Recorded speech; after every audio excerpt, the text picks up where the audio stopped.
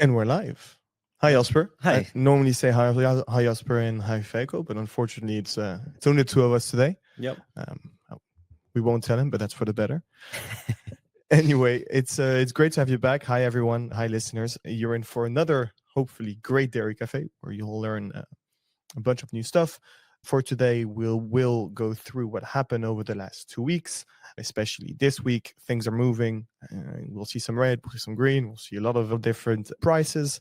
And then we'll actually focus on I think, there's around 2 subjects. There's one that is on the mind of everyone right now, and that's not butter, but it's also cheeses. Cheeses have gone through the roof. There's a bit of what everybody sees, kind of a hockey stick, let's say. It's going up, up, up, up. Yep. Everybody wants to know until where it can actually go. And then have a small focus on the GT, because I think a lot of stuff is happening down there as well. There's a lot of volumes coming through. Yep. Where is it going? Who's active? And that's going to have I think a full market overview for today. So it's very exciting. That's the plan, and there's a lot of moving parts. I think it's also, we'll touch upon macroeconomics as well today. So there's definitely a lot that's happening. And I think, as you said, of course, butter fat stands out for months already, but in that kind of in the wake of butter, we're now seeing that cheese is definitely taking center stage this week, but also butter has kept on increasing. So feels like butter is above 8 for the last 3 weeks. So it's not even a question anymore. How far can it go? Because it's very high. Up there. Yeah. Starting off with a quick overview of all prices. Let me start with the prices widget, of course. I think in general, we definitely see that this week we've taken another small step in prices. We do see that it's, for some products, it's a little more hesitant. We're just crawling up rather than shooting up. Cheese is excluded, of course. Taking butter, for example, we see that Western European or European prices moved up to 8.1. Eastern European prices are actually already slightly higher. They're able to ask for much higher prices for the producers there, or at least from the producers there. Taking skim milk powder food, well, definitely you can see that it's been very, very volatile over the past year, but then with a very, very narrow bandwidth. We've actually taken a breather this week. We see that prices have moved sideways at least, but we do see that the range is not too big, but it's slightly above 2,600 and slightly below 2,600 euros. And therefore we don't really see a unanimous price level, but we do definitely see that the 25.80 just below 2.6 is where the majority of the players are trading at.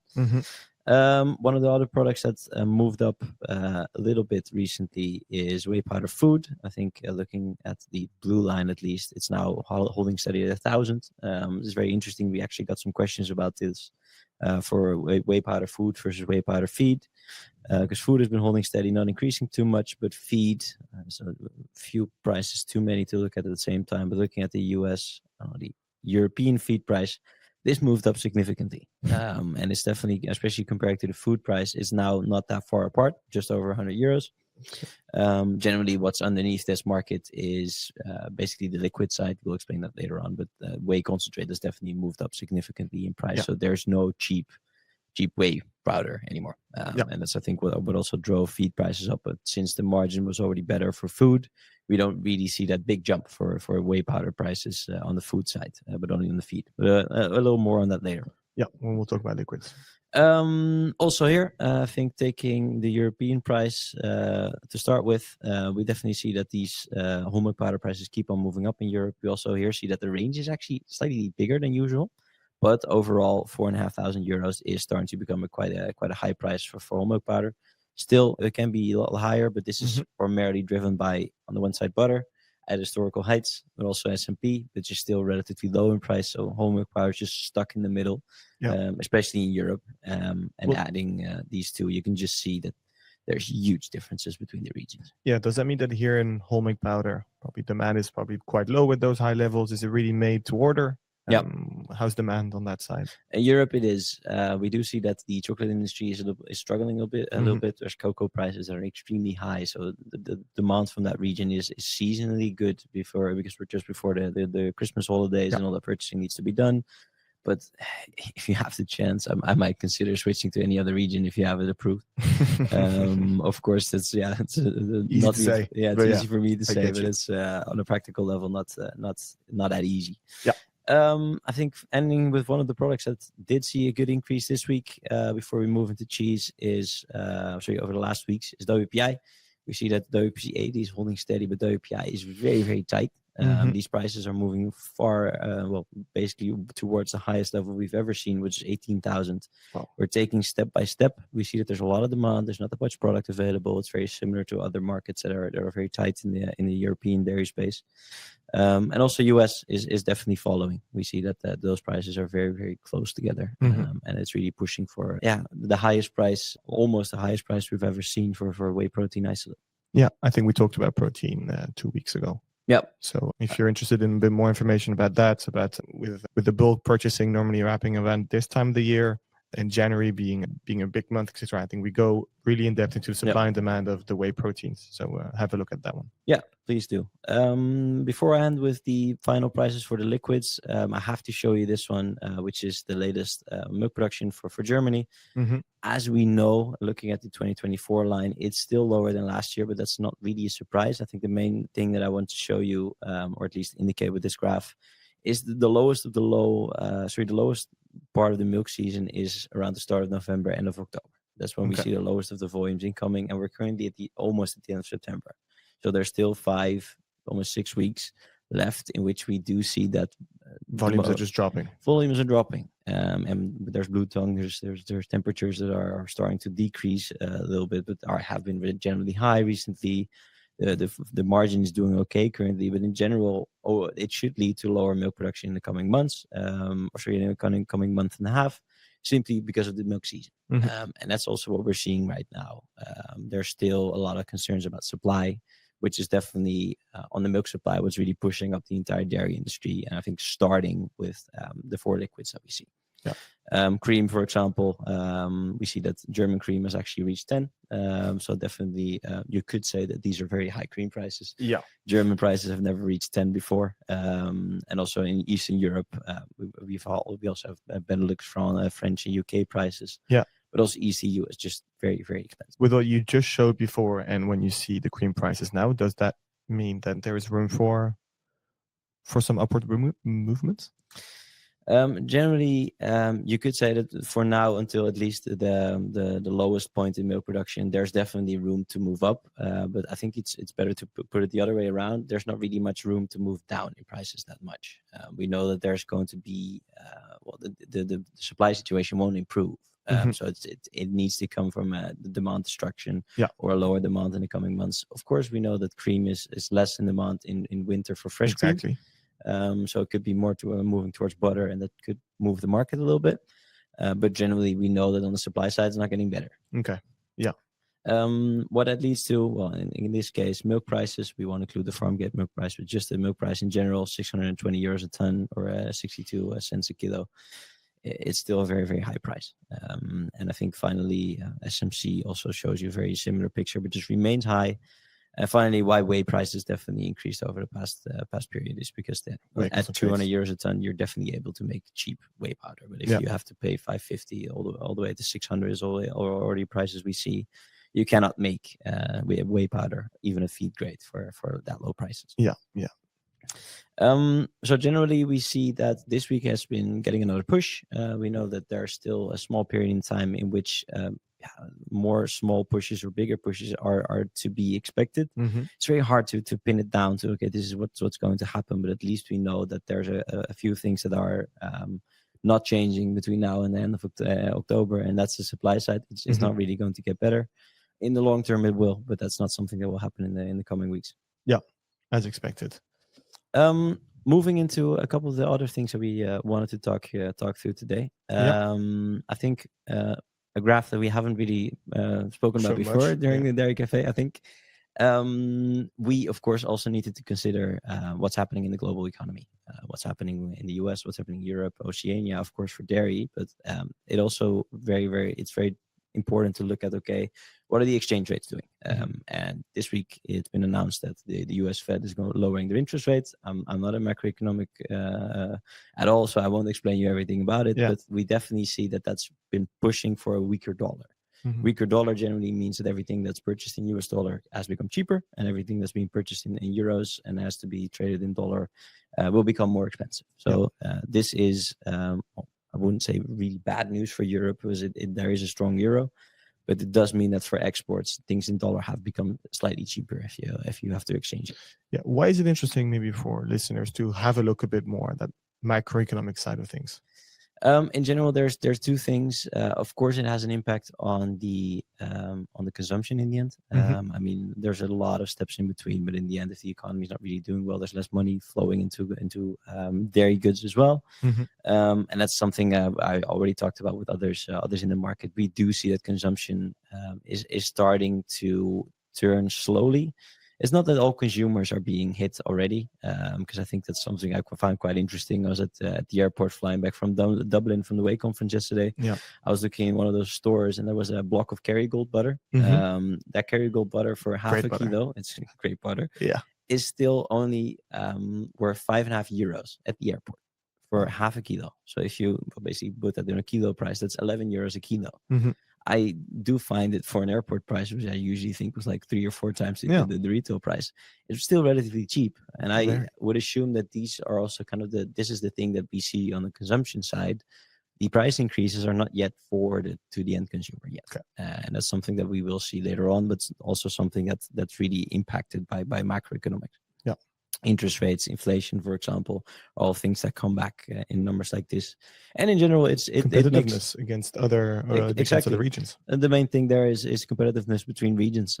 We received the question, hey, did something happen to the US? Why are prices that much cheaper there? But it's just a matter of how do you look at it. If you look at the US prices in dollar, it's always a different view than if you look at them in euro, because sometimes that changes. And I think it's not a big movement or a big change sometimes, but it can be that 1 or 2%. Completely, I think. Yeah, and looking at the US on the US side of things as well. How is there's a lot of movement that happened this week. There's a huge amount of movement in the US, and especially in cheese. I think starting actually with US cheeses, we see that the barrel price in the US is actually reached, and that's, let's say, yesterday. Of course, we don't need to look at this in euros. We need to look at this in US dollar, as we just mentioned. The barrel price reached a extreme price, and I'll put this in pounds for their US partners looking at $2.62 per pound, which is huge. Wow. This is the highest price for cheese barrels that we've seen over the last 10 years. And this is incredible. Absolutely the result of a limited supply. It's a very situation in Europe, a very similar situation in Europe and the US, but the supply in the US isn't good. And we know that the milk there is very very scarce. Milk prices are therefore increasing, so that on the longer term there's things that are changing it. But on the short term, it just means that barrel prices are moving up significantly. And moving to Europe first, before we move into some of the more specific indicators on why that happened. I think it shows you that in let's say take a 3-year view, cheese prices tend to move fast when they move. But now we're seeing that in, let's take the 31st of July, which was still trading just below 3.9. We're now trading at 4.85, so increased 1,000 in just 5 weeks. It's insane. And then it's not just butter, not just Gouda. It's also in Emmental. We saw a huge price move. We saw a huge price move in mozzarella. It's interesting when you look at that, right? When we see those prices here, when you see those really big ups and those really big downs, it's something that's almost like a flame. It goes and once it takes very fast. I think for the cheese market, the way down makes a lot more sense because we're dealing with a relatively fresh product. You cannot store it forever, and the aging of the product is faster than with any other dairy product. So generally, if you, of course, fresh products excluded, if you take cheese and the stocks are relatively high and there's not that much demand, you have to lower in price. There's nothing else you can do. So therefore, the drops in cheese prices do make more sense. But on the other hand, the shortage is generally a bit more surprising, but it's also caused by, I think one of the underlying things there is that consumption of cheese is very, very stable. And cheese is just something that in Europe, at least, we eat almost on a daily basis. I was talking to some players who actually mentioned that they have a kilo block of cheese in their fridge at all times. So it's something that we know the consumption is quite good. So if there's a shortage, it turns into a bullish price trajectory quite quickly, and that's definitely what we've seen over the past couple of weeks. One thing that we will have to show, there's actually two things. One of them being, let's start with milk valorization. I think this is a better thing to look at first. Taking a look at whole milk butter, S&P butter, and Gouda, for example, we've seen that this is something we talked about before. And we'll look at the US valorization later on. Exactly. But we generally see that these prices should be relatively close together, but cheese was much higher for a long time. Then we've reached the end of May. Those prices really started to move together, and the premium for Gouda was actually gone. So in July and in August, we've seen that prices for Gouda, for S&P butter were better. and even cream and SMC were even higher. It's also what we mentioned. So we saw that production of cheeses actually took a hit. It took a hit in June. From production volumes were lower than expected. And that kind of started a bit of a brewing process in which cheese is less cheese available, demand is high. And even now, I think that's also what's interesting to see is even with those really high prices, we have still the liquid market, which is, as we've just seen, above 10 euros for cream. So if you have the choice today, probably to either transform your milk or to sell it at a very high price, it's probably what you're doing. Yeah, exactly. So that's what we're seeing. We're seeing that still there's a stream of liquids being sold and commodities being produced. And of course, I think it was something that's quite obvious at these levels. For butter, for example, if you choose to make butter, you almost have to sell it right away. You're not going to sit on stocks that are so incredibly expensive. And also, if you have to purchase milk at above 60 cents a kilo, you're not going to stock it or store it. Yeah, you're going to make money. So that's an interesting one. And definitely that's, so what we do expect it, of course, when prices rise as fast like this, there will be an adjustment in production later on. So we do expect that whenever there's more milk available, cheese starts to be filled first, because this increase cannot last forever. And that will, of course, hurt the, at least increase the production a little bit and kind of slow down the price increase. So how are stocks then? Well, stocks are generally okay. If you look at European cheese stocks, we've seen that there's a lot of cheese being produced. So stocks aren't necessarily the problem. They're relatively high.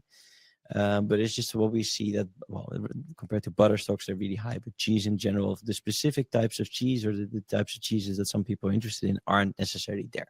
So this is not something that we really see in stock levels over the years. And they haven't really changed that much. But it's definitely been seen in more individual products. Looking at the US, I think that's also an interesting one. And it's a good one to mention. I mean, we don't often show it. Also, the reason why it's because it's actually quite new. We've added this valorization quite recently, and it's a really good one to have a look at. We've had the European valorization for a very long time. We've used it many times over the last year in our dairy cafes. But I think what's really cool is to show that we've actually added as well a US one. And that shows you a lot and tells you a completely other story. Yeah, absolutely. I think what shows here is that we've seen high butter prices for a while now. So the valorization of non-fat and butter and the option to make that was already quite obvious. But then, interestingly, we started adding a lot of cheese production capacity. So there's been a lot of additional facilities that are able to produce cheese. But it wasn't as interesting as NFDM and butter. So what we've seen over the past months is that cheese has remained lower. Actually, the spread increased a little bit, likely because there was some additional production. But then, recently, milk hasn't been too good in the US. We all know that on a year-to-date basis, we do see that there is actually a lower intake than compared to the years before. So there's some choices that needed to be made. And I think there we're starting to see that cheese wasn't preferred. Non-fat and butter was simply a more profitable option. So therefore, we also see that cheese stocks actually, and that's what I wanted to show you guys as well. Cheese stocks for US have been the lowest in the last 5 years. Since 2020, I should say. So the 638,000 metric tons. It's hard to see because it's quite flat, but it is the lowest. It is the lowest. So ever since we've reached November 2020, we haven't seen low stocks like these. So generally, this does indicate that there was other cheeses that were preferred. I think looking at this on a yearly basis, you can definitely see the stocks are just slowly moving down. It's just a matter of it's a very flat line if you look at the only these values. Even if you click them away, it won't really get you a clearer picture. No, unfortunately, no. But it's still, these are lowest stock levels in the last 5 years. Purely a result of, we have to choose other products instead. So we see that butter production was actually good, but cheese production hasn't been so. But of course, as usual, that valorization change should switch to production as well. Exactly. Yeah. One thing that is interesting to note, and that's something I do want to share still before we move on to our Oceanian update. Yeah. Barrels are actually moving up faster than blocks. And the difference, of course, is just simply the size. But generally, blocks should be more expensive. They're slightly more premium, or at least the use of it is more in direct consumption rather than grading or slicing, grading or in food ingredients. Mm-hmm. So generally, barrels should be lower than blocks. There should be a discount for barrels, but lately, it's not. Part of the reason is something that we mentioned in one of our US weeklies already, but not under Dairy Café. I think additional production capacity came online for blocks, not for barrels. So we see that there's a bigger supply on blocks on the CME rather than barrels. So that's definitely increasing the spread while it shouldn't really be. So we definitely see that the spread is currently the highest over the past year. But that's also kind of a result of sometimes one cheese being offered better on the CME. I think that's a very good example of supply and demand. Yep. Very interesting. I think just before we go to Oceania, how are the futures doing? Because I mean, that's something. I think futures at this moment is actually a very interesting one. We see that the futures market is changing a lot over the past couple of days. It's been changing a lot over the past months. I think butter is a great example of that. But one thing we noticed is that there are the highest prices we currently see are for Q4 still, which is definitely in the case for butter. That's how the market currently looks, or what it looks like. But we're seeing that Q1 is actually moving up significantly. Q1 was trading at 7,200 a couple of days back. So we're seeing that those prices took a big step upwards. And we're still trying to kind of pin it down to one thing that changed, but we definitely see that some of the uncertainty that's surrounding the supply and the big price difference between Q4 and Q1, it started to question some people, hey, what's happening? What's actually going to change between Q4 and Q1? Yeah, generally, well, to answer that question quickly, I think it will be a bigger production and possibly a lower demand. These high prices should have their effect on the consumer. I think there will be changes in retail prices, and they will be higher, and consumption should be slightly lower. But production in winter is also better. We know that cows will be inside, more inside, and at least they're being fed more additional feed rather than just pasture. So it seems like the factory, as in the milk factories, will be running fast. So it surprised me a little that these prices moved closer together, or at least that Q1 price moved up. The fact that Q4 and Q1 moved closer together makes sense. But this is quite a high price for Q1. It is 100%. No, I think that's one thing I wanted to highlight. Final topic for today. Moving into the GDT. Very interesting one. It's definitely something that we always keep an eye out for the GDT. And also, again, if there's 38,000 metric tons traded in the GDT, it definitely shows you that it's a serious business. Yeah, there's some good volumes being done on there. Looking at the overall picture, we see that the butterfat side actually decreased a little bit, while the other markets all had a small plus. Of course, there's some changes between the regions, but if we look at the Oceanian prices, actually moved up, and there was a good demand. I think one of the things that we started to look into was the the purchases of North Asia over the past couple of GDTs, and we actually see that there hasn't been an event or a year in which North Asia purchased this much whole milk powder during August and September. Wow. So they purchased way over 30,000 metric ton over the past 4 events, so including the one from this week, which is already 400 tons more than they did in the previous event. But there's just a huge volume that's being drawn towards China. It's very interesting because I feel like over the last few years that we've been following the dairy market, China has always been a big subject. And it's always been, on the top of everybody's mind over the last few years. And every time it was, when is China coming back in the market? When they're coming back in the market? And it feels like they are actually very active lately. And maybe it is different over there than it is here, but I don't feel like it's been a massive topic.